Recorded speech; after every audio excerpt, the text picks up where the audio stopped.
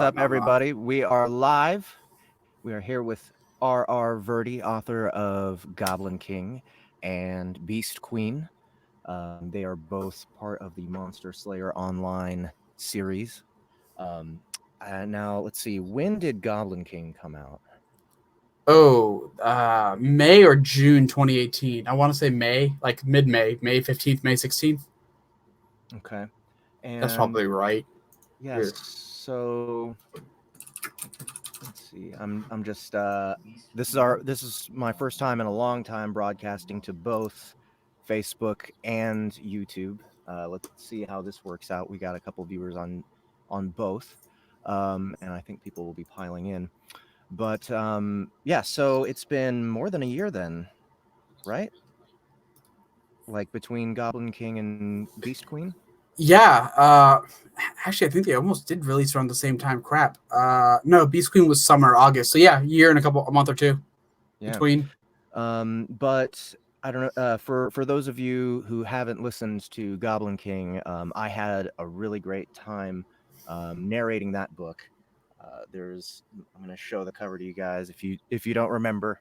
Um, First of all, I fucking love this cover. Thank you. It's so dark and ominous.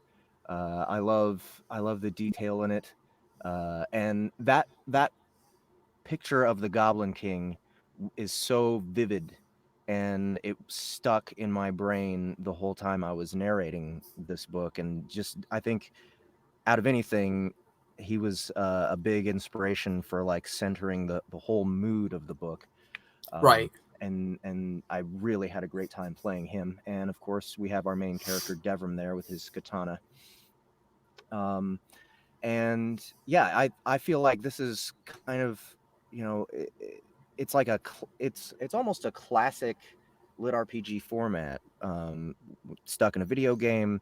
There's new stakes because it's permadeath, and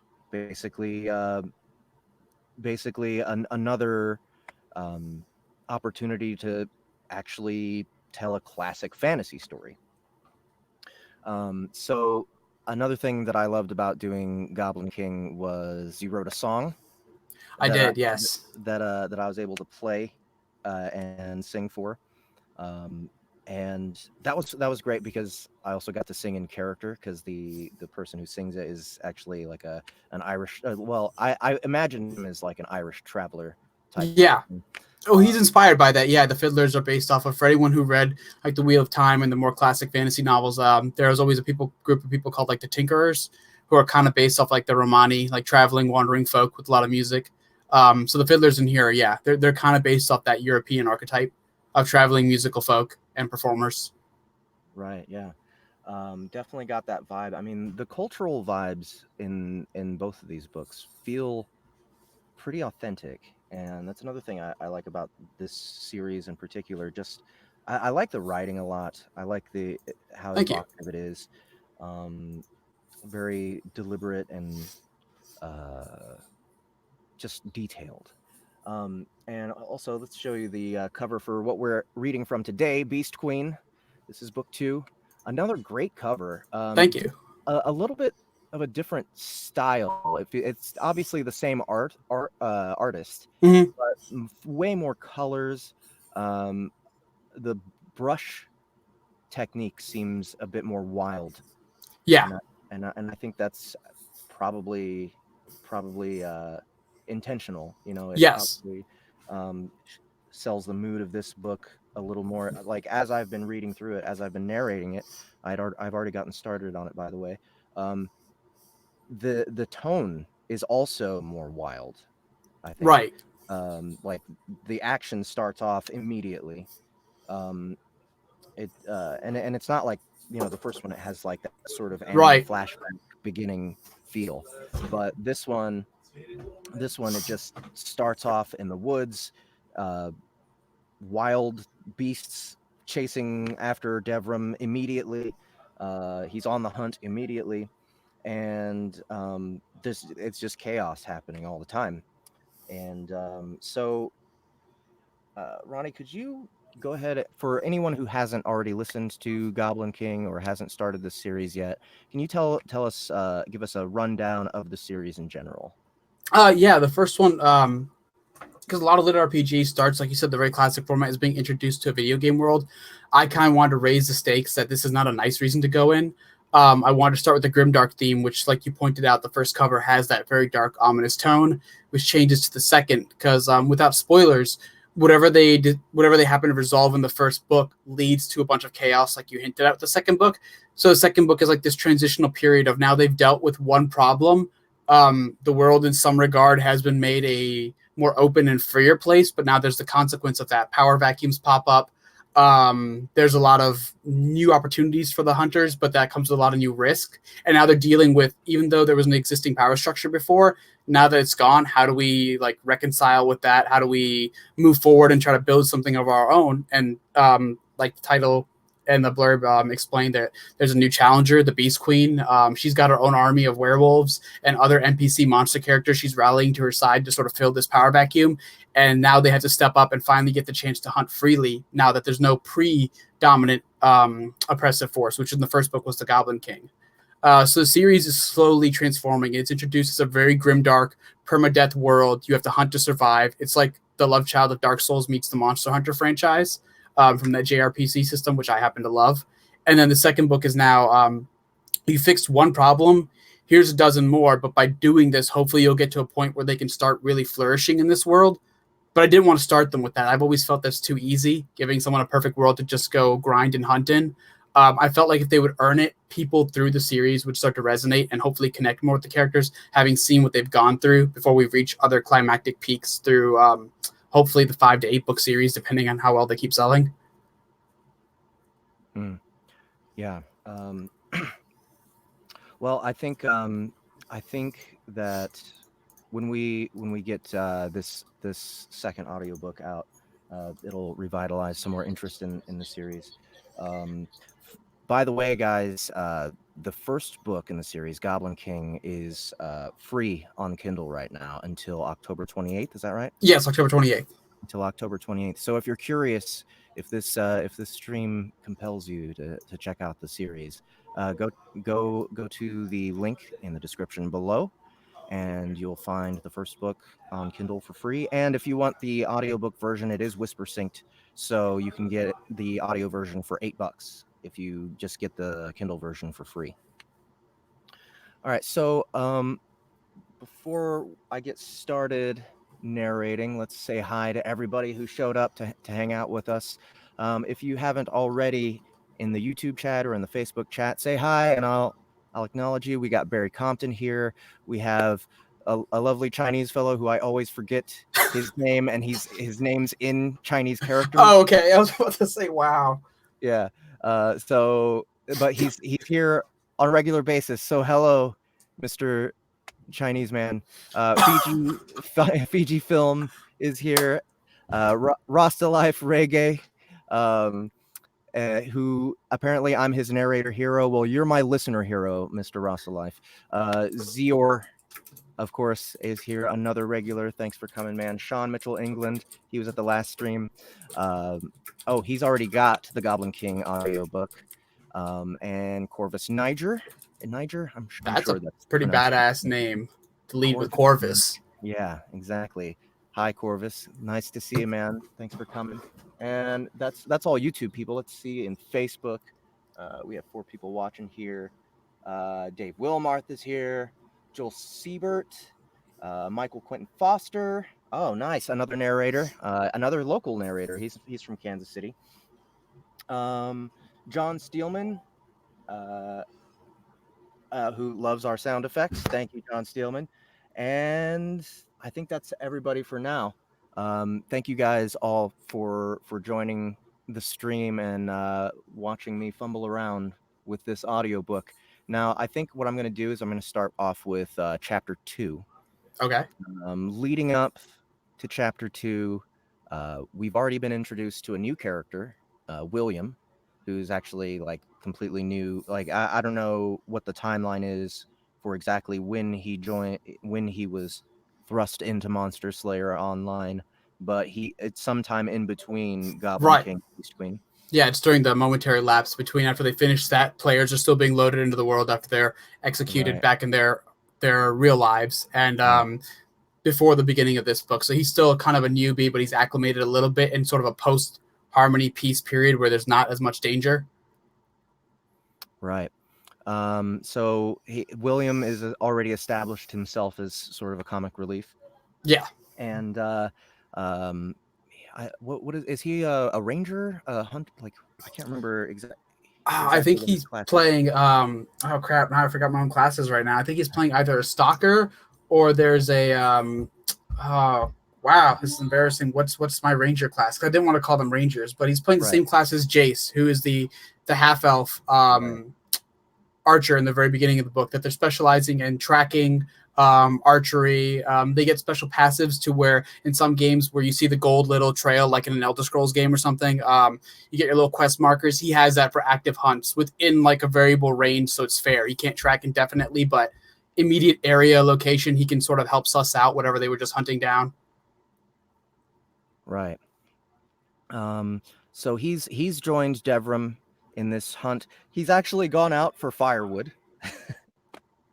The most basic starting player quest that you can have, but he wants a little bit more out of this hunt, so he's actually going after a Spriggan. Right. Who he's not necessarily wanting to hunt and kill the Spriggan. He just wants to ask the Spriggan a favor. Hey man, can you hand me a magical branch so that I can make more or something? Yeah, the idea being that this is now that there's this post like safe society that they've got going on, that he wants to sort of start getting building and crafting materials with the idea of like, we had this little starting crappy village that was always under siege. Now that there's no more siege, can we start building this up and build a safer, bigger home? But we need materials, and no one wants to cut wood for a long time. So if there's something that can just give us a lot, like let's try to life hack this. Right. Yeah. But of course, that comes with a cost. Exactly. Okay, so I'm trying to find a good place to drop into chapter 2. I might just start from the beginning because we also have Gamma with us. If you guys listened or read the first book, Gamma is the magical toad familiar that Devram has, who is always trying to take credit for the great things that Devram does, even though Gamma does pretty Nothing. much nothing. Nothing but being sassy. Yeah. Yeah, he's just shoulder ornament.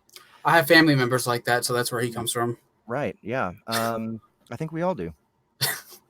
So we'll just start with the very beginning of chapter 2 for now.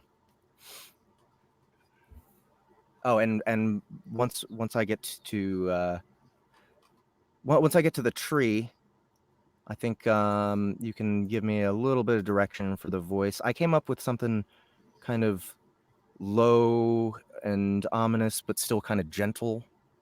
Yeah, that works. He was inspired a lot by the Gravemind from Halo 2 that spoke in like an off AB rhyme scheme. Wow, I'm showing how dated I am. Halo 2. Wow, those MLG days, man. I swear. Let's see.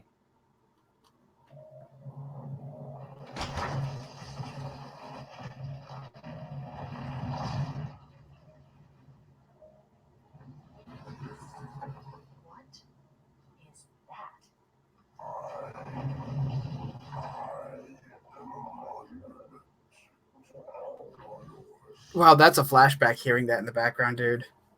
Yeah. I think I remember someone else telling me this was their inspiration for a certain character. It was a really seminal character if you were a teen back in those days, man. That was the first, I think, character past the Master Chief's deep, resonant baritone voice that really stuck with me from any video game franchise, especially that early. Halo, I think, was the first-person shooter to revolutionize storytelling going that way. I think GoldenEye was the first one that had like the most solid multiplayer, like a versus mode. But then Halo took narrative form for like a shooter to a whole nother level. It was literally a heroic fantasy set to a military sci-fi, is what Halo really was. Now I shall talk, and you shall listen. All right. So, if we want, I can. So we'll listen to my take on the voice first, and then we can determine. Okay, should I be going closer to Gravemind, or are we good with what I got? We'll see. All right.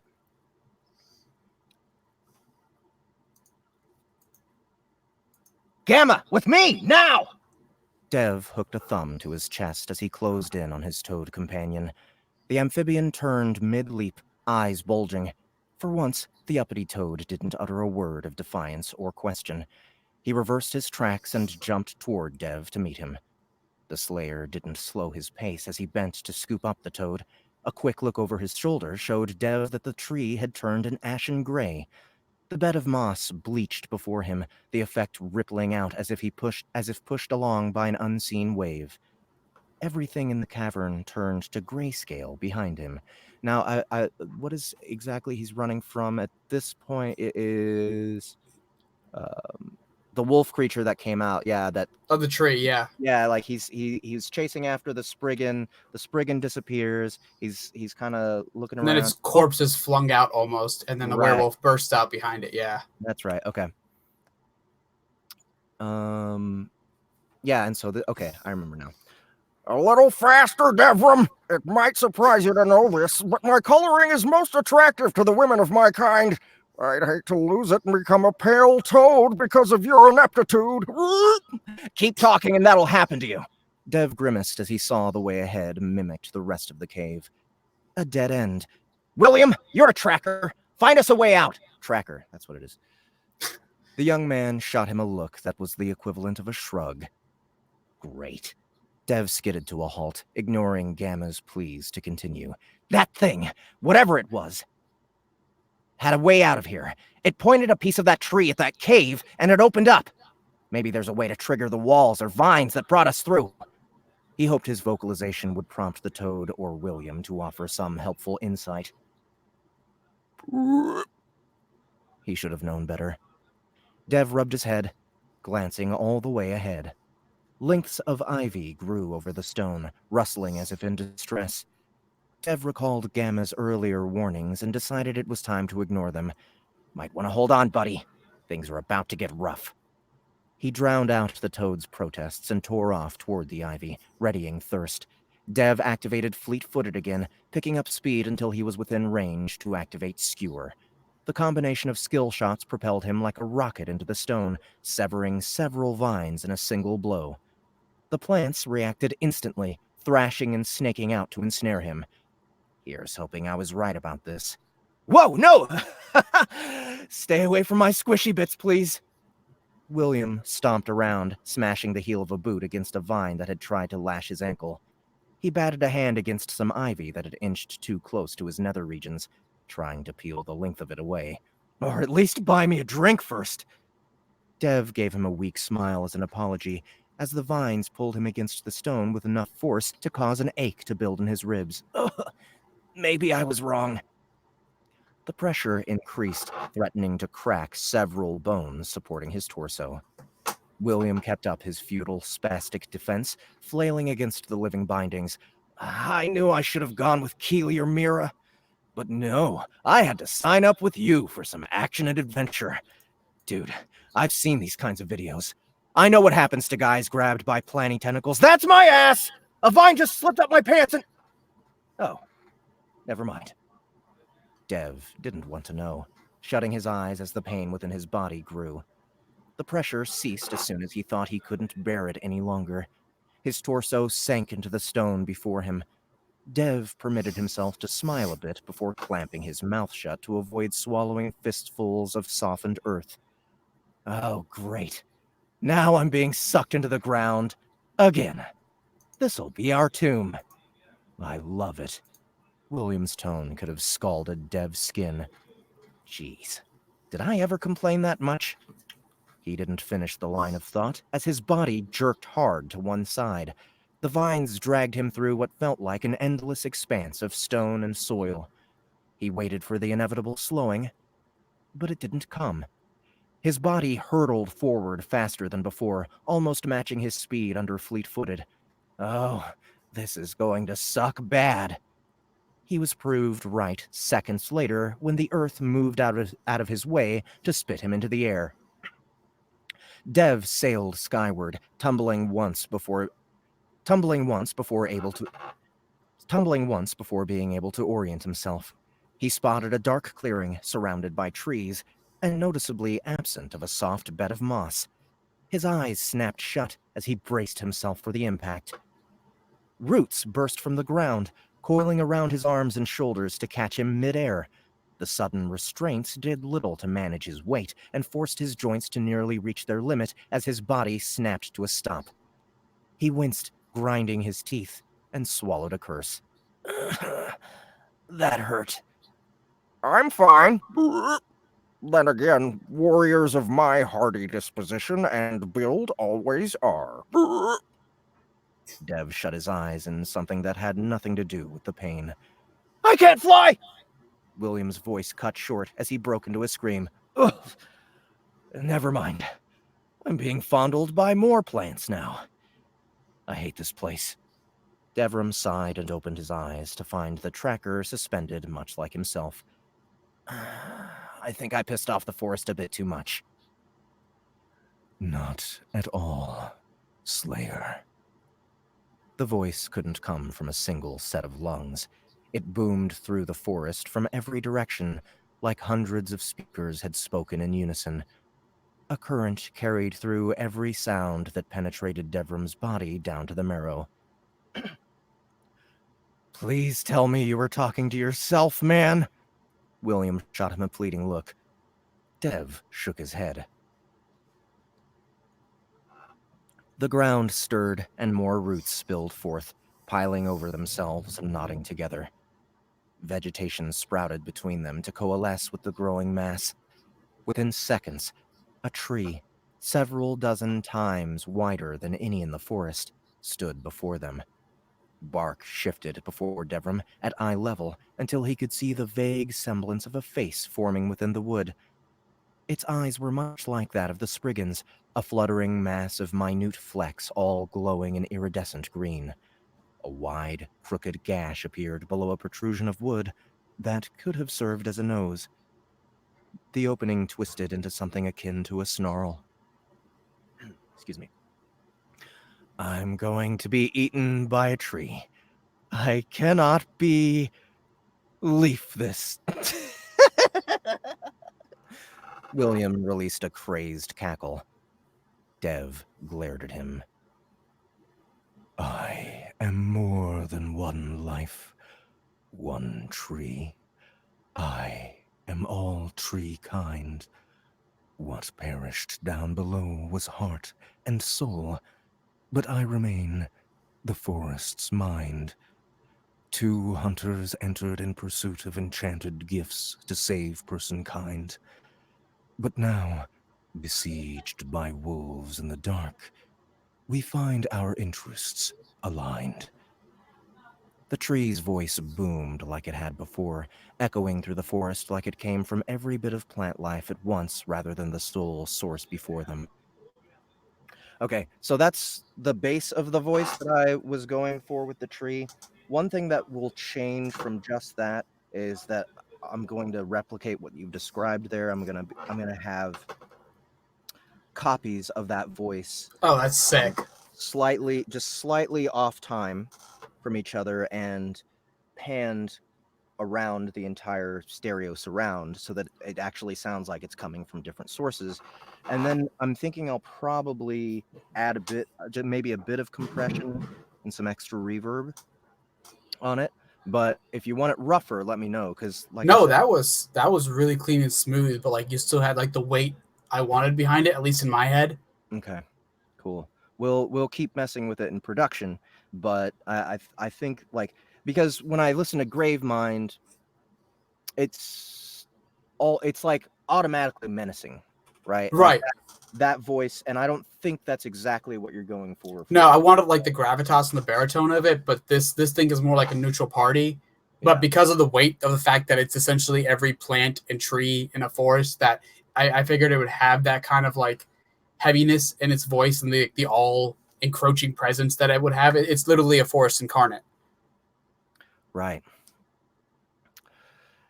Dev, the face tree spoke in rhyme. William blinked several times as he struggled to process what was happening. Noble plant dude. Hi. I don't know if you can tell this, but we're sort of lost on what's going on. And if you can break it down for us, it'd be really nice. Not to mention save us a lot of time. Get it? Time? Dev sighed, wanting to voice a hint of displeasure toward his friend. But he knew William only made the puns as a way to cope with the deteriorating situation. And Dev couldn't blame him for that. The tree shifted its eyes to take in William, regarding him for a long moment before settling its gaze on Devrim. This one before me is of stone and steel, and has a heart of fire. The tree glanced back at William. This one is of wit and wile, but has his mind affixed to a world prior. A low, shaking rumble came from the tree's mouth, kicking up loose bits of dust and debris through the forest floor. I designed a sound for that. Of course you did.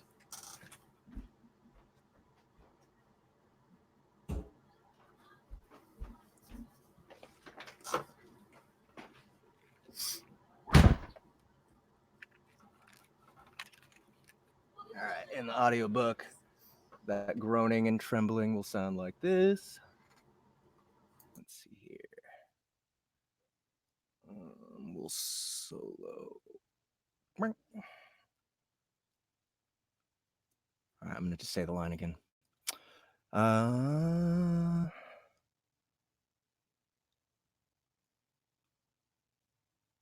Oops, I don't know.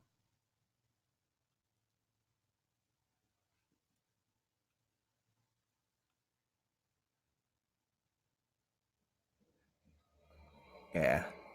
A low, shaking rumble came from the tree's mouth, kicking up loose bits of dust and debris through the forest floor.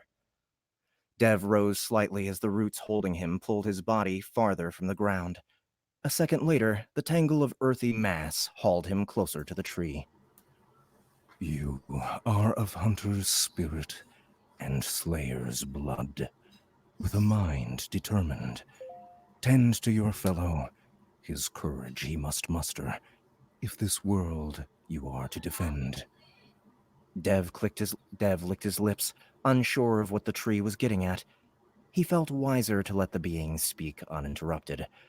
When it became clear the tree had stopped in hopes of him saying something, Dev obliged the living obelisk of wood. I don't understand. What's going on? Why are you doing this? He nodded to the restraints. To inform hunters unaware, to warn you of the danger to come, and to tread with greatest care. For new hunters come, Lorien born, nursing hatred of those foreign, their hearts filled with scorn. With a new threat shall you be confronted. Be wary, slayer, for the old hunters are about to become the hunted. A new breed rises, working with one heart and mind. A pack came to this forest with ill intent, to harm and attack. With tooth and claw did they my heart take. A hunger most foul do they seek to slake. Dev tried to process all of what the tree, the forest's mind, told him. Most of it ended up lost within its rhyming manner of speech. What do you want us to do? I still don't understand. The tree's eyes seemed to look through him to something lingering behind that Dev couldn't see. Out of time we are. Now you must run. Prepare for a journey that will lead you wide and far. Do not falter, do not tarry. Now, hunter, is time to be most wary. The wolves come.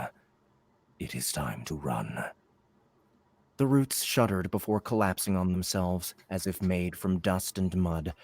The ground around the tree tremored. a hole appearing to swallow the being whole. Dev and William hit the ground hard. Dev grunted, his knees absorbing most of the impact. He gave thanks the landing didn't whittle away any of his health. If the tree's warnings were correct, he'd need every bit of it. And soon. William brushed himself off. That was both cryptic and creepy. He didn't even end with a rhyme. He shook his head in disdain. Maybe what's coming scared it out of him? I'd have a hard time, too, with that rhyming stuff if something had stolen my heart. Dev gave the hunter a knowing look. Think he was being literal? Dev finally noticed what the tree had been gazing at. Countless eyes of burnished gold glimmered in the darkness of the forest. They watched with the stillness and intensity only a predator could display, something caught in the patient act of waiting to spring on prey. Dev swallowed, recalling where he'd seen a pair of eyes like that. What are the odds those are more of whatever we saw back in that cave? What are the odds if I close my eyes that they'll go away? William tested out his theory, shutting his eyes tight as if he could will the problem away. The ring of yellow eyes drew closer in unison, as if guided by a single will. Dev licked his lips, strengthening his grip on thirst. Bad, Will. I think the odds are damn bad. Okay, I think that's a good place to stop for that scene. Yeah, you absolutely nailed that. All right, cool. So, so this obviously starts off another crazy chase, and we get further into the plot. So eventually, Dev makes it back home, and he finds out that I don't know. Is this too much? Can we spoil this? Yeah, whatever you feel like, man. I trust you. So we find out that NPCs, the NPCs that actually Devram and the rest of the players have been almost farming.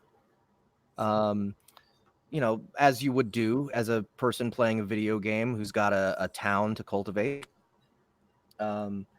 They've been kind of taking them for granted as sort of just other bits of the world that are moving around and that they can exploit to a certain extent.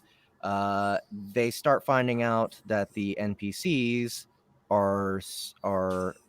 have gained the ability to level up, and they're sort of becoming sentient. It's the idea of this game was based on the idea that there are now AI games being programmed that the AI will eventually learn and continue to develop. I forgot what there was a sci-fi game that was predicated on this where it did world building based on a learning AI algorithm, and it would continue to generate new planets and worlds and ecosystems within like the realm of whatever the original parameters were. Like this is how far you can take it. Monster Slayer Online, the world was built the same way. Like the NPCs would perform like an AI in terms of combat. They would learn, they would evolve. But like most AIs, they can go outside of that. So there's slowly like a Gestalt consciousness starting to learn from one another, and they're starting to develop personalities beyond whatever they were pre-programmed to do. So the idea is AIs are starting to become players. Like they're able to get the mantles in here. They're able to get their own skill shots and level up and sort of become a new either problem or solution depending on what happens and what the characters decide to do going forward. I think am I still muted? No. Okay. So this is kind of a problem from the player's perspective at first, but being savvy gamers, I'm sure that they find a way to adapt to it. But it turns out one NPC character kind of stands out and tells Devram that she wants to become a hunter. Yeah. Her name is Tarna, Tarna, if I remember. Yeah, she's the first NPC to sort of join like the players group and want to try to become a player. So, how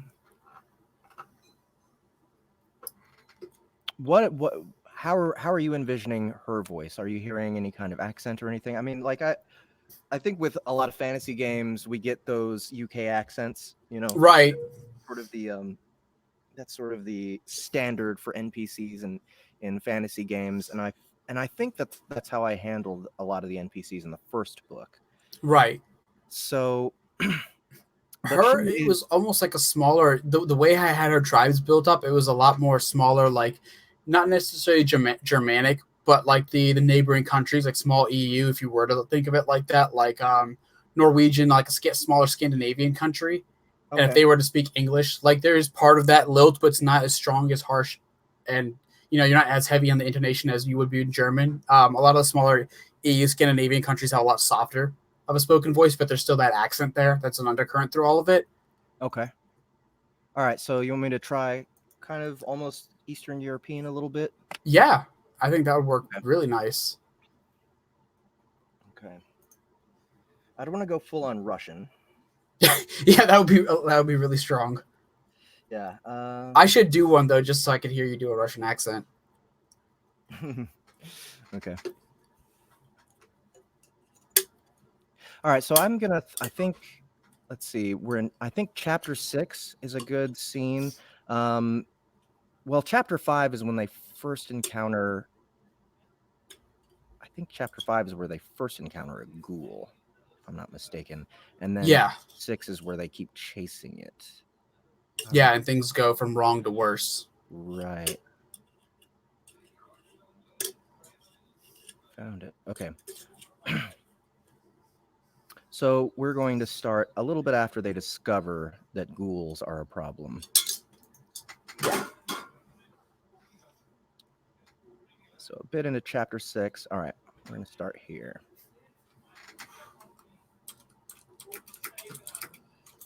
Right after he looks at some stats. Are you okay? The question pulled him out of his train of thought, bringing him back to the scene before him. He'd walked a good bit, lost in his mind. Sort of. Dev didn't look at Tarna, keeping his sight fixed ahead. Just lots on my mind. Tarna came closer, nearly rubbing shoulders with him. Then share and unburden yourself. If only it was as easy as that. Then again, maybe it is. He exhaled and eyed her sideways. Sure. You know a decent bit about the Goblin King, right? She shuddered once, wrapping her arms around herself before stopping. Yes. Do you know why he did what he did? Dev looked her over, watching to see what reaction would come from the question. But he was rewarded with nothing but stoicism. Tarna adopted a level of silence that could have put stone to shame. Her lips pursed as she walked beside him, clearly lost in thought over the question. Eventually, she sighed, much like he had. Because he was like you. The words rang with finality and judgment. Dev paused, turning to stare at her hard. What do you mean by that? We're nothing alike. In case you'd forgotten, I stopped him. One of his hands fell unconsciously to his torso, hovering on the spot where he'd had his Slayer's shadow impale him in a ruse to drive the blade into the Goblin King. The injury had recovered nearly instantly upon completion of the battle, but the memory remained. Tarna shook her head. You're missing my point. She gestured to the sky again. You, like him, came from there. All of your people are the same. We, she placed a hand to her chest, are not the same. Everyone in Lorien, no matter their race, has an understanding of this world, of her heart, of her soul. Your people always want more of this, of that. They can't accept things the way they are. Dev's teeth ground against each other, and his fist tightened around Thirst's hilt. What do you mean by that? We wanted better lives for ourselves after decades of crap. He rallied an army, treating us as threats simply for our existence, which, for the record, is something my people have already had to deal with. So no, the Goblin King and I are nothing alike. He rounded up goblins to terrorize the people of this world. He sent them after us. Show me where we're the same. You raised an army of hunters to fight back. Then, with him gone, you've unleashed them on Lorien. You hunt, you kill, perverting the natural order. There's only so long you can keep this up before the world fights back. Her words were frost over metal, cold and hard. Dev moved off, keeping his face a neutral mask to not give away that she'd rattled him. But coils of epileptic snakes roiled within his gut. The world fights back. The words continued to echo through his skull. The encounter with the werewolves, along with what the forest mind had said, all indicated as much. Lorien, or at least some of its beasts, wanted to fight back, but he still didn't know why. He broached the subject with the Druini. That's her race, right, Druini? Yeah, it's one of the races. It's inspired technically by the druidic idea that they're tied into nature. So her character and race are an overlap where she gets a racial bonus of like shapeshifting, so she can sort of take on bonuses of other creatures that she comes in contact with. Right. What you said almost sounded like a threat. Do you know something? He kept his voice level, but his hand gripped Thirst harder for a fraction of a second. Thirst is his sword, by the way. Yes, it's named weapon. Of course. Your reputation, and that of the hunters of New Haven, has spread like fire. Many of Lorien's inhabitants know of you, even those at the fringes of the developed world. The tribal peoples like mine, and many others, have heard stories. Many are talking. Some have already decided. They view you as the danger, needing to be convinced to leave. Removed if it comes to it. She raised a hand, flexing her fingers. Dev's mind broke into a hive of activity. The possibility of dozens of rural tribes, all nursing a distaste for his people, wound up the serpents in his belly more. He couldn't blame them, given that the Goblin King had been a problem from his world. But then, the solution had come from the same people. He figured that earned them some modicum of goodwill from the peoples of Lorien. He walked in silence, contemplating what Tarna had told him. It left a single thought still in his mind. And where do your people stand? She shot him a quick look. With themselves, with Lorien, wherever and whatever that may be. My people have a strong connection to the world and nature. That's all the Druini care about. Tarna rolled her shoulders once in what could have passed for a shrug. They'd closed in on the area marked on the map. The ghoul's lair was close, but Tarna's answer prompted Dev to consider one more thing that he needed an answer to. And what do you care about? Where do you fall? Dev sucked in a breath through his teeth, waiting for her response. She didn't miss a beat. Keeping Lorien safe. Keeping myself safe. Beyond that, I'm not sure. But it's the truth. Tarna turned her gaze back up to the sky for a handful of seconds. Dev didn't stop moving as he took it in. He understood her stance on things. It wasn't so long ago that he stood in the same place. All he had cared about was his own life and that of his party.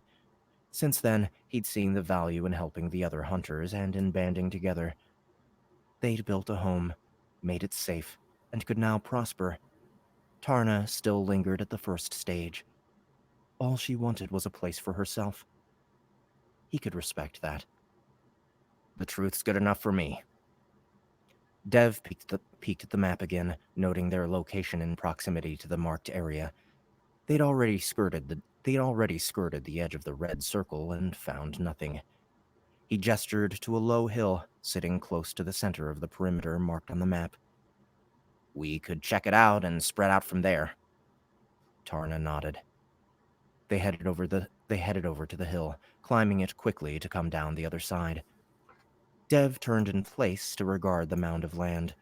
An opening stood before him, but no light source flickered within. He shifted in place, casting a look to Tarna. What do you think? It's most likely that's where the ghouls will be holed up.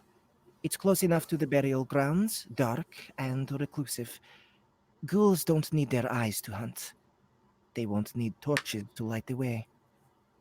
Dev bristled, taking up Thirst with both hands before stepping a foot into the mouth of the tunnel. Where'd you get the info on ghouls? Tarna fell in stride beside him. Common sense. They feed on dead bodies at night. Their ability to smell would be their strongest sense. The logic tracked in his mind. So there's a good bet they'll catch wind of us before we see them. He grimaced and moved further into the tunnel. The darkness quickly overtook what little ambient light made its way into the tunnel. Dev took a breath to steel himself and summoned his menu, scrolling through what items he had. He still had 4 pouches of glow dust left. He kept... Okay. Dev had acquired the item during an incursion into a hob cave. It had come in handy in bringing light to otherwise impenetrably dark areas. He selected a single use of the glow dust and tossed it into the air. Granules of radiant golden yellow spread through the tunnel, thrumming with a soft glow that filled everything with an eyeshot. He kept track of how little remained and nursed a hope that the path ahead remained straight. The dust would illuminate most of it with ease. Any breaks or bends would end the effect there. Before we go any farther, I need to know something. Dev looked at his side to Tarna. She met his gaze, but remained silent. Do you have my back? I know we've got some differences, and from your tone, I can tell you don't think too highly of me and my people. That's fine.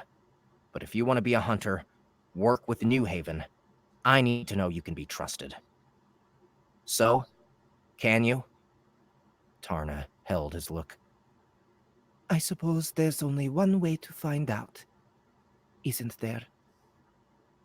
Okay, I think that's actually a good place to stop, too. Yeah. Not action-packed, but we get introduced to this new character who I'm assuming is going to be pretty important through the rest of the book. Yeah. Yeah, it's a very, definitely. And actually, now's a good time to say hi to the other people who've joined the stream. Who else is around? Who's around? Ben Burkett joined us on Facebook. Jamie Davis, Suzanne Barbetta, Chris Graves. Hey man, and Jacqueline M. Protho. I don't know how to pronounce your last name. And then on YouTube, we have Runan Tenshi asks for pancakes. Pancakes! There you go. Mo Bigsley 1. What's up, man? Jean-Pierre Salomon. What's up? And J.S. Grolke's here. What's up, guys? Thanks for joining. I hope you guys are enjoying it. And please leave a like. Subscribe to the channel if you haven't already and you want to binge on some more of me being a jackass live on YouTube. And also, if you are watching on YouTube and you haven't yet, the Facebook group link is in the description below, as well as all the links to the books that we're investigating today. And remember, Goblin King is free on Kindle right now, so go pick that up. All right, so our last bit that we're gonna read. I think you told, what was it, chapter 13? 13, yeah, I think that's Tico, the Goblin.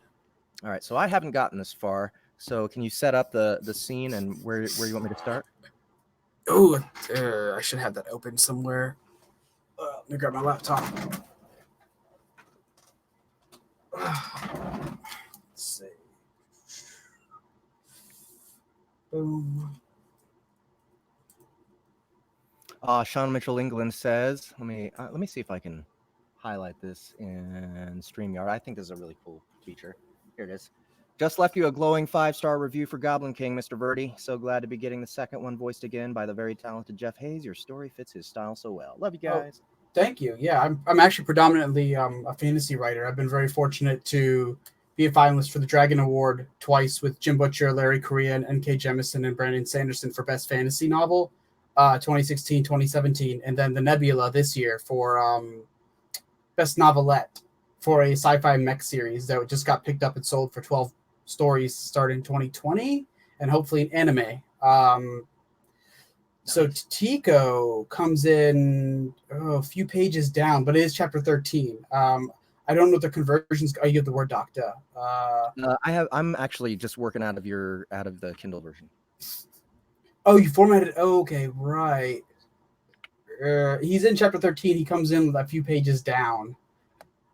But I can set up the story part of the scene as well. I mean, it's going to be mild spoilers, but after the remnants of what happened in book 1, you find out there's a lot more goblins than what just the Goblin King had done, but his actions sort of rippled through the world. They understand that enough of them were enslaved. And Dev's idea is if the NPCs are starting to build their own armies to come after us and they're getting sentience, why don't we try to convince some NPCs to join us? And he figures that because he's technically the person who helped save the goblins or at least remove their immediate threat and enslavement, that some might be open to him, even though he's killed a lot. That was wartime. This is something new. There's a bigger threat than all of them. Maybe they'll play ball. So his crazy idea is maybe I can go try to talk to these things. It's definitely a haphazardous situation because I haven't shown goblins to be intelligent before. That wasn't the scenario they got, so he doesn't know what exactly he's walking into. It could be a death sentence, but he's going to try because he's out of options. Right. Okay. So do you think a group of goblin riders is a good place to start? Yeah. Actually, yeah, I do remember that scene. Yeah. And yeah, you've already done so many different iterations of a goblin voice. I don't think there's anything I can actually tell you on this one. All right. So Eric is in this scene, right? Who I haven't run into yet in my my narration. So I need to remind myself what he sounds like from book 1. Yeah, he's the half troll, giant like biker, super jacked character. He's kind of inspired a little bit off of Roadhog and then the Warcraft 3 trolls. So he's definitely muscular, but he's got a much bigger build. The dude's like a super burly power lifter. Right. Okay. Let's hear what he sounds like. This student go great, did it? Look at the place. It's worth almost nothing. Yeah, we got something out of it. But what about them? We walked away with a ton of skill points for turning away the Goblin King's raid. And not all of us walked away. Those things were way tougher than what we fought back in New Haven. I almost didn't make it out. All right. So, yeah, this is actually a voice that it's kind of a blend of a couple voices that I use on a regular basis. That I actually haven't used this specific blend since this character. So that's why I needed the reminder here. All right, so Eric's in here, and it's Eric and Dev. Is there anybody else from the old crew that's coming along here? I think Gamma's with them, and that's it. I think it was just these two guys going on because no one else wanted to step up with them on this crazy idea. Okay, cool. All right, so on to chapter 13. A group of goblin riders moved in tandem with the merchant Dev and Eric had hired to carry them out across Lorien. Damn, I didn't think they'd make the effort to grab her. What good would she be to them? He buried the question an instant later as the cart shuddered again. Their pace slowed and sunlight washed over the land in greater strength, bringing the world around him to clarity. Dev sucked in a breath through his teeth. He rolled to one side, close enough to nudge Eric with an elbow. The half-troll roused from his sleep. What? He winced hard, shaking his head before opening his eyes. Where the hell are... Eric gasped as he took in the landscape. This looks like the area just before the Goblin King's fortress. Dev brought up the world map, angling the screen so Eric could see it. It's exactly that. He bustled within the net, reaching for thirst. Guess they still hold a grudge. Why else would they be dragging us here? Dev paused. I'm not sure. Can't buy the grudge angle. I mean, look at it this way. They were slaves to the Goblin King in many ways, like we were to the admins back home. They didn't have much choice. Hell, they had less of one given the king's class. He bound them, stripped their will. If there's any resentment to be held, I figure they've got that directed at him. Eric grunted. Okay, but you did kill some of their guys back there. They've got to take that personally. No more personally than I take what they tried to do to us before. Goblin King's control or not. That was a battle.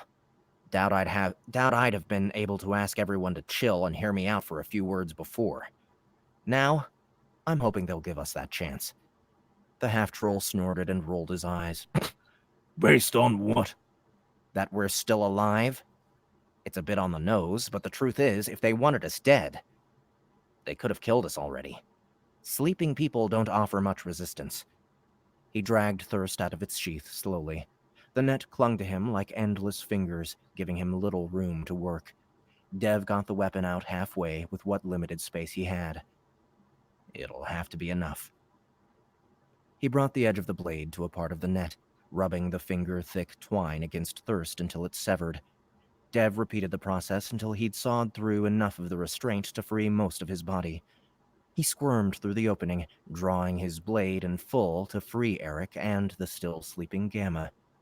The half-troll gingerly inched his head up over the cart's front. Well, you want the good news or the bad? Dev grimaced. Bad it is. The doors to the fortress are open, and we're coming up on it. From what I can see inside, the place is pretty packed. So much for the goblins scattering after dropping the big bad. Devram exhaled. And the good news? Eric looked back at him, giving him a hapless smile. Wasn't done with the bad. Sorry. We've got one hell of an escort, so if we jump for it, they'd notice and run us down. Probably why they're not too worried about us moving about freely in here. I'm pretty sure one of them spotted my mohawk when I looked up. Of course. And the good news now? Well, this was sort of your plan. At least it's sort of working, right? Eric flashed a toothy grin. Dev exhaled and resisted the urge to shut his eyes. Yeah, I love it when a plan comes together like this. His tone could have peeled strips of wood from the cart. A Kuftar-mounted goblin eased into view just behind their transport. The rider... I just have to say something. It's so weird to me that Kuftar is pronounced that way. Yeah, I know the spelling versus how it's said, but if I remember correctly, it's a Middle Eastern word. It's an iteration of like a hyena kind of like creature. Yeah. There's actually Kuftar in the Dungeon Lord series, and when I did the first 2 books in that series, I pronounced it Kaftar, and I should have kept it consistent through the series, but then book 3 I did after I did Goblin King, and so I got in the habit of pronouncing it Kuftar, and so now there's an inconsistency in Dungeon Lord. I'm sorry, Hugo. I'm sorry. That's what I'm here for, to help you learn. Yeah. A Kuftar-mounted goblin eased into view just behind their transport, and they're like, so what's the difference between a Kuftar and a gnoll? Like maybe gnolls are bigger?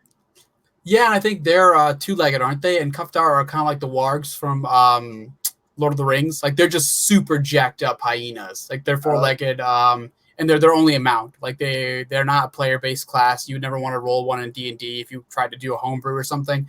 I mean, they're going to be pretty unviable. It's more like a pet or a giant escort creature. Yeah. So okay, because in Dungeon Lord they are more like gnolls. They're like smaller gnolls that are more intelligent and like psychotic. They're like furry jokers. So. Oh God. Okay. That's an image. The rider fixed a narrow stare on Devram, acting in concert with Eric's earlier assertion. The monster didn't seem the least bit perturbed they'd freed themselves from the nets. It only watched him with an unflinching gaze. Dev met the look and held it. He wasn't able to turn away its look, but he hoped the creature understood the glare didn't intimidate him. The silent message could have been nothing more than churlish behavior on his part, but he didn't see the need in letting the goblins think they'd rattled him and his friends. What's going on? Have we defeated the enemy already? I had such a pleasurable sleep. Surely well earned from some triumph last night. I can't remember. Gamma inflated once, letting out a long gasp of air. Dev didn't indulge the toad's delusions of grandeur. We got caught by the goblins. They're taking us to the Goblin King's old fortress. Hopefully to talk. You hope? Gamma's lips pressed together as he inflated again. The toad released the air in a sputter seconds later. What happens if you're wrong, Devram? I don't think goblins are the chatty sort. That's fine. Eric let out a low rumble. Dev can do enough talking for all parties. The corners of the half-troll's lips twitched like he held back a smile. Devram glowered at Devram glowered at him, biting back a response. A shadow fell over them and washed away any other thoughts Dev had. The black iron of the Goblin King's fortress dominated the view and sent his mind back to when he'd first stormed the place. A cocktail of adrenaline, anger, grief, and a pair of gargantuan bulls had aided in his mindset to storm the place. Seeing the fortress again, sans those things, caused him to doubt whether he would have mounted the attack had... Ran out of air. Seeing the fortress again, sans those things, caused him to doubt whether he would have mounted the attack had it viewed the structure in his current position. The fortress hadn't lost any of its intimidating presence, a black monolith that seemed to pull in all light to swallow it within its dark paint. He blinked and pulled his gaze away from the place. Their cart passed through the gates moments later, giving him a new sight to steal his attention. A monochromatic sea of goblins, clad in silver, stood near motionless within the entryway. They shifted only from foot to foot, otherwise remaining rooted in place, fixing the passing cart with stony looks. Waves of the monsters, armored in the black steel more familiar to him, hung behind, making up the bulk of their numbers. Why put the silver goblins up front by the gates? Are they worried about an attack on their stronghold? The possibility spoke volumes about the deteriorating situation within Lorien. Dev tilted his head toward the scene, drawing Eric's attention. You catch that? The half-troll started for a moment in silence. Yeah. What happened out in those fields can't have been the first run-in between goblins and werewolves. They're prepped for war. Or to be stormed. Dev nodded, which is a better explanation for why they're holed up here rather than the idea of trying to rebuild the king's army. The cart came to a stop at the center of the grounds within the walls. The goblin rider who'd been trailing them rode up to close the distance, jabbing a spear at Devram. He didn't flinch as the weapon's tip came to a stop an inch before him. The goblin stared, and Dev returned it. Seconds passed in silence before the creature pulled the spear back.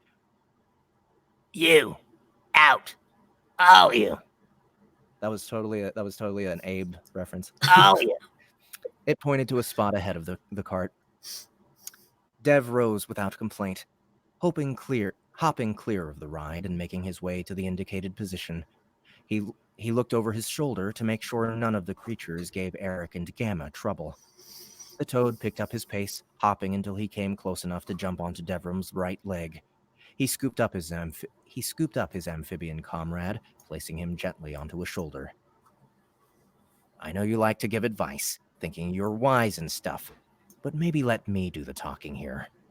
Gamma croaked and pursed his flabby lips together. Are you sure?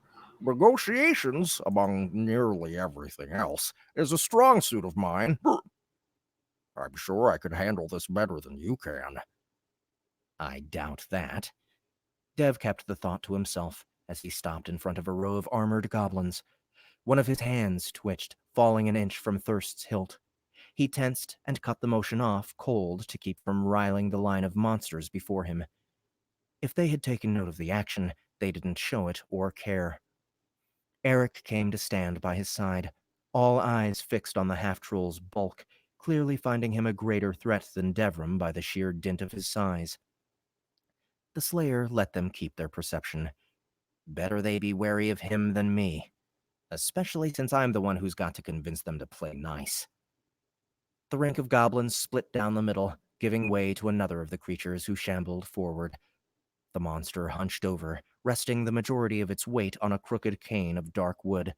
Its pale green skin had the look of old, stretched leather. A skirt, made from strips of brightly dyed fabric, hung from the aged goblin's waist. Faded lines of white, like old fishing wire, crisscrossed over the creature's bare chest. The crown of feathers atop its skull bobbed as the goblin tilted its head to regard Devram. Okay, so he's Older or old? Old. Definitely like later years. Equivalent would be, I'm guessing, 60s, 70s. Okay. You. It pointed a crooked finger at him. Dev hooked both thumbs to his chest, refraining from smiling. Me. The elderly goblin narrowed its eyes. Not so clever. Stop it. Dev blinked and sobered up. Sorry. The goblin waved a dismissive hand. You killed Goblin King. It wasn't a question the way he had said it. Devram inclined his head in what he hoped was respectful. A fleeting look revealed many of the other goblins had lowered their eyes and listened intently as the aged creature spoke. They revere him. A lot. Why? The simple question rung with leaden weight and curiosity that echoed around them. The old goblin fixed him with a stare of cold daggers. Dev's hands balled into fists. Steel cords flexed and knotted within his forearms. Why? You tell me. What would you have done if you could? Did any of you, he gestured at the goblins behind the one questioning him, ever consider it? I bet you did. He took your freedom and bent you to his will just like that. Dev opened a hand before clenching it. He sent waves of you on us. No reason why. We came here for a new life, only to be shoveled another load of shit. Another fight, and another set of endless hardships. We never had a chance. We never had a chance to ever really do anything about it before. So why the hell not? That's why. He was wrong. The final word rang like silver trumpets from the previous night. Wrong. The goblin sounded the word out, moving his mouth like he'd tasted something foreign and unappetizing. Why? Because you don't do that to people. The simplicity of his answer rocked the goblin back on his heels. And now? The diminutive creature arched a brow. Now what? Dev kept an edge. Now what? Dev kept an edge from creeping into his voice. He knew the goblin's questions were a test, but he had no idea to what end. Why here? Why kill more? The goblin pointed to the others of its kind among the crowd. Not satisfied? Need more blood? Slayer? Venom dripped in his words as he finished the sentence. Dev shook his head. No. But you're talking about what happened last night. Silence. 2 fronts of monsters broke out in battle before our wagon. We had no idea who meant us harm and what would happen should the battle spill out farther. We've had a history, at least, wouldn't you say? Dev kept his face neutral as he stared back at the goblin. The elderly creature nodded. I'm, as insincere as this might sound, sorry that I ended up killing your people. I know anyone there might say I didn't look it then. It was just what I had to do to survive that moment to get to this one. Don't know if you'll understand that. The goblin pursed his lips, resting an index finger against his chin. Survival. Yes. Why my people? No. The creature took another step toward him. Werewolves there. You attack goblins first? A cold lance went through his spine, stiffening the muscles along the way. I did. Like I said, I did what I had to do. If you didn't believe me on some level, we wouldn't be talking, would we? Dev refrained from clenching his jaw. He fixed the goblin with a steady look instead. The monster bowed his head in agreement. Yes, I am in charge. He motioned with his cane to their surroundings. And sage of my people, too. I am Tico. Dev inclined his head, mimicking a hint of the reverence the goblins held for Tico. I'm Devram. He jabbed a thumb toward his half-troll friend and then toed. Eric and Gamma are my friends. Tico nodded once to each of them before turning on a heel and moving through the gap of the goblin line.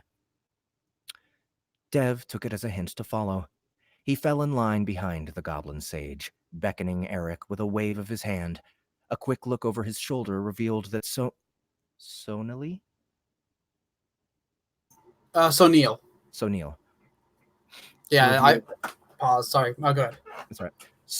To reveal, a quick look over his shoulder revealed that Sonil, their guide, still remained in her wagon under heavy guard. Does she talk here? I don't remember off the top of my head. I know she's talked earlier, but right now she's just like a passive trader character that I introduced. I might keep her around depending on if people like her or not. Give a shit. For future reference, I don't think she says anything in this scene, but any character direction for her? I mean, merchant, right? So is she from New Haven?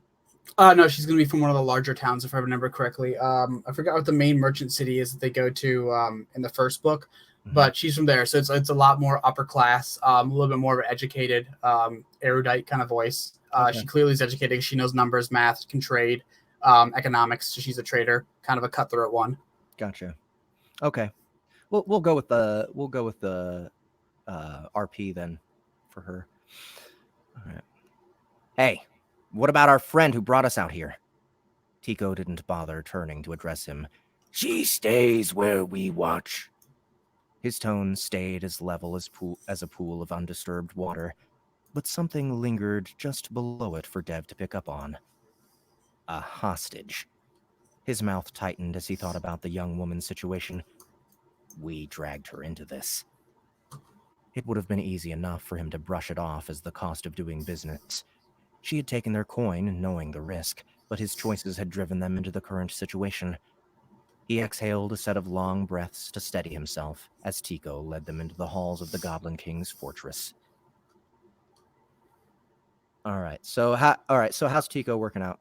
Oh, that's perfect. Okay, I think I'm gonna try to dry his voice out even more. I know that's I'm gonna push that like as a challenge for myself because that can be like okay on your throat though, because all the other heavy intonation voices that I've got in here, like the Forest Mind. Well, I mean, he's already done, so okay, fair. And that's actually pretty easy on my voice. That voice, the one that I was using, is kind of hard on my voice, but I think I can mess with it a little bit more, make it a bit thinner, maybe sharper. We'll see. I'll keep playing with it. I'm not quite satisfied, but I think you get the gist of what I'm going for. Right. All right. So, cool scenes where Devram is, standing up for himself, but still being diplomatic, and especially in the face of a fucking goblin. Not a situation that we usually find cannon fodder-ish type creatures in. They're usually just those are obviously things to kill. So I really like that approach. I really like how there's this almost political intrigue happening, trying to rally allies that you would never think that Devram would have. So. Oh, it gets better. It's just, depends how the series goes. If sales keep picking up, the entire arc was going to be that there's a lot more political powers in the background that were, you actually did that scene where Tarna talks about it. She alludes there's other political people watching this, other powers that haven't filled the vacuum quite yet, but they're waiting to see what susses out and what to do. And the events of this book are going to shape the overall sociopolitical status of the next books to come. And what power structures are going to either pop up to fill that gap or try to take more power. So it's a little bit of like lit RPG Games of Thrones, but before the powers are established, you're seeing them sort of come up from nothing. Right. Yeah, man. So I'm having a blast narrating it already. I'm going to try and finish by Sunday. I think I can. Wow. I think I can do this. But then, it's going to have to go through proofing and polishing, and I have to do the music as well. So. Oh, yeah. There's like 2 or 3 songs I wrote in here that you're going to have to sing. Yeah, I'm not doing those off the cuff on the stream. You guys will just have to get the audiobook when it comes out to hear what that sounds like. So anyway, Ronnie, thank you so much Oh, thanks for coming having me, man. and for telling us about your book. Again, one more time, you guys who are watching on YouTube and or Facebook, check the description in the on the YouTube channel, or check the comments on the Facebook post, and you will find links to Beast Queen and Goblin King. And remember, Goblin King is free right now on Kindle. So if you go to Amazon, pick up Goblin King now, you can pick up the audiobook for $8 because it's Whisper Sync. So it's like half price. Pick it up and enjoy yourselves, and watch out for book 2 coming out. Also, you can buy book 2 on Kindle. It's been out for a while. So thank everybody for coming and hanging out with us and listening to me give life to these characters. And we'll see you guys. I think maybe Charles Dean is running another Drinking with Charles on Saturday. I'm not sure. So I'll keep you guys posted in the Facebook group. But until then, I will catch you guys later.